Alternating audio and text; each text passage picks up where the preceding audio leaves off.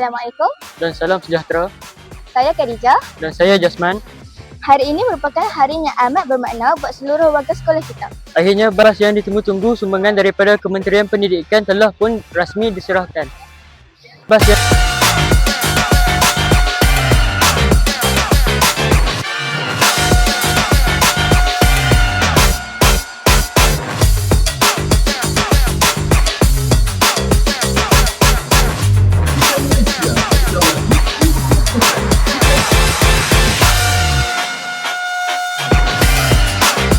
yang murid anak-anak kita yang saya pasti dan yakin anak-anak ini tidak kurang hebatnya, malah berbakat besar, dan mudah-mudahan ya, anak-anak sekalian dapat menikmati banyak manfaat dan ucapan terima kasih kepada yang sedang.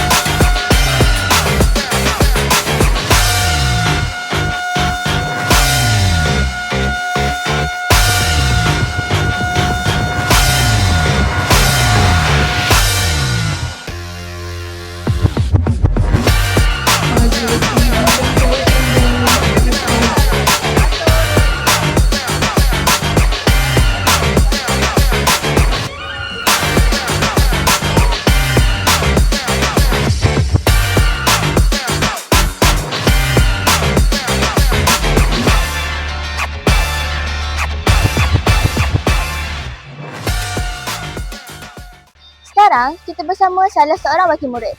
Hai, macam mana perasaan bila nampak bas sekolah ni? Kita dapat bas baru ni, macam ni dapat bas baru, kilo, senang nak ke mana-mana. Tidak nak jadi jalan ke mana-mana kan. Itulah. Ada tak pesanan untuk kawan-kawan lain bila guna bas ni nanti? Okay, pesanannya, nanti kalau kita pakai bas ni, jagalah kebersihan sama-sama. Semangat nak pakai bas ni. Semua nak pakai. Okey, itu saja. Terima kasih. Sama. Assalamualaikum. Ini saya bersama Cikgu Effendi. Ya. Apakah perasaan cikgu bila nampak bas baru ni?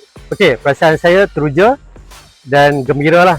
Dan paling penting terima kasih kepada Yang Berhormat Menteri Perdana Sidik kerana memberikan SMK Datuk Seri Kadir sebuah bas yang boleh digunakan pakai untuk semua pelajar dan boleh dimanfaatkan. Dan saya harap dengan ketibaan bas ni dapat meningkatkan kualiti akademik dan juga kurikulum. #Kadir Gemilang. Baik. Ya, Assalamualaikum warahmatullahi wabarakatuh. Hari ini saya bersama Tuan Pengetua ingin menanyakan soalan yang berbunyi, apakah harapan Tuan Pengetua kepada semua warga sekolah sempena penerimaan kemudahan pengangkutan ini?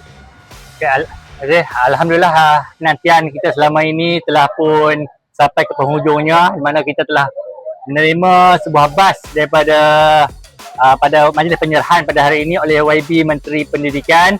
Ya, Alhamdulillah, harap bas yang sampai pada kita ni dapat digunakan dengan sebaik mungkin oleh para pelajar, semua pelajar lah, bukan saja pelajar asrama tapi juga pelajar-pelajar yang berada di SMK Datuk Haji Abdul Kadir. Kita faham bahawa sekolah kita ni merupakan satu sekolah yang banyak aktiviti yang melibatkan sukan, kurikulum.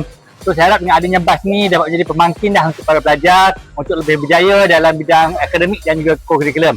Dan harap semua pelajar juga dapat jaga bersama-sama bas kita ni dengan baik supaya kita dapat guna dengan lama dan dapat menjadi manfaat bukan sahaja kepada kita, mungkin juga kepada adik-adik kita di masa akan datang. Okay, Cikgu. Ya, sekian sahaja laporan khas kita untuk hari ini.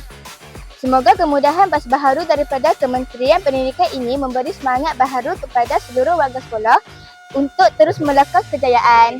Saya Nur Khadijah Umairah Dan Jasman melaporkan untuk Kadir TV. Terima kasih.